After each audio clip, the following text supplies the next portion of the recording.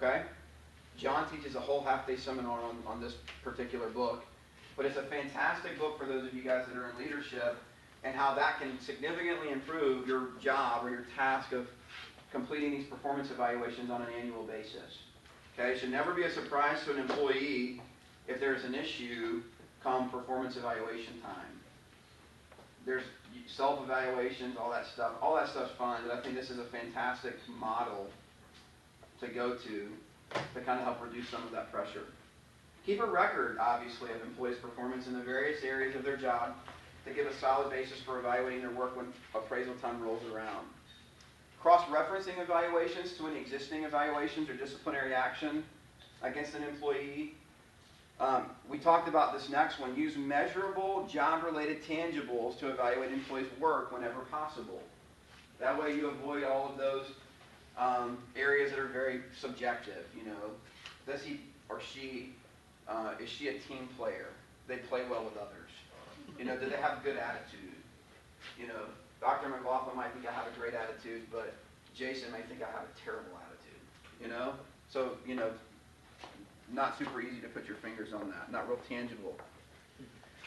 Isolate yourself from interruptions when conducting an appraisal interview. Make it clear to the employee that you take the interview seriously and view it as a constructive attempt to help them. So once again, the goal is to help them, not to punish them. We talked about that just a minute ago. Review the employee's total performance, pointing out clearly with examples where their work is up to your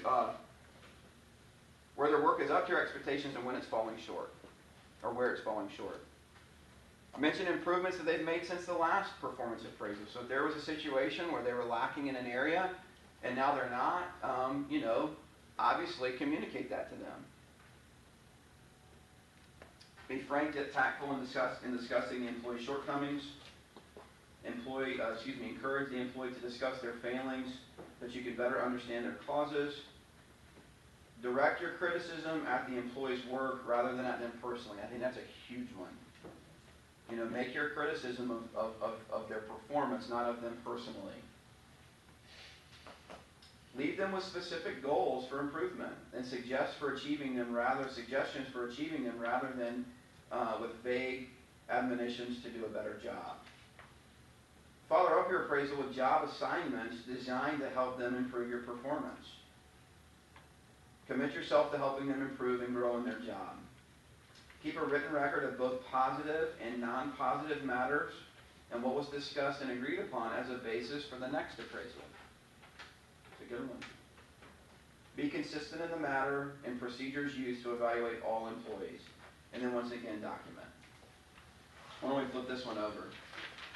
A couple of do's and don'ts.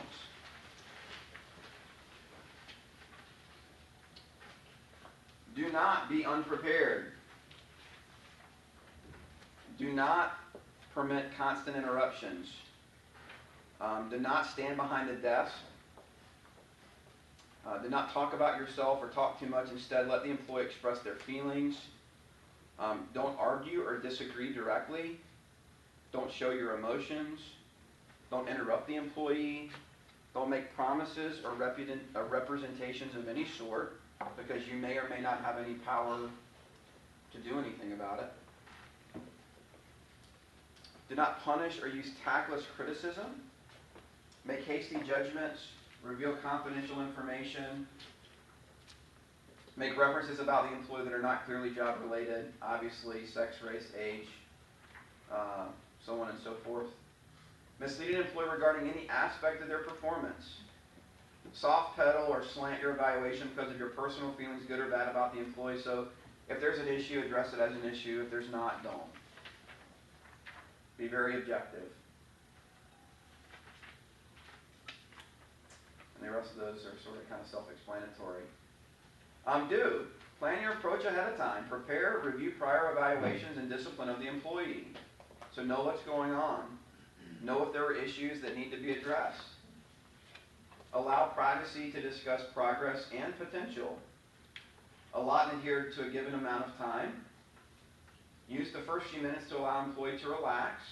Use positive comments or remarks, like I'm glad to have the opportunity to help you with your progression or your career. Use reflective questions. Do you have any ideas as to how we can improve your performance or address the issue at hand or whatever the case may be. Be specific about good performance and performance that can be improved. Be sincere, courteous, and listen. Devote 100% attention to the employee. Help the employee set specific career objectives and goals, and take every opportunity to build the employee's feelings of importance and self-worth. Assist in listing possible solutions for improved performance. When agreements are reached, establish a time frame for completion and document the same. So if you give someone 90 days to improve performance in a particular area, it's probably a good idea to sit back down with them at some point, if not before the 90-day completion, certainly at the 90-day mark, to make sure that their objectives have been achieved. Document, and then obviously follow-ups. There's another flyer that I'm going to leave you with. And this is some more just really good information about performance evaluations. And once again, that's a multiple-page document. We're not going to take the time to go through all of that. So any questions, thoughts, comments, concerns, disagreements, any of those types of things?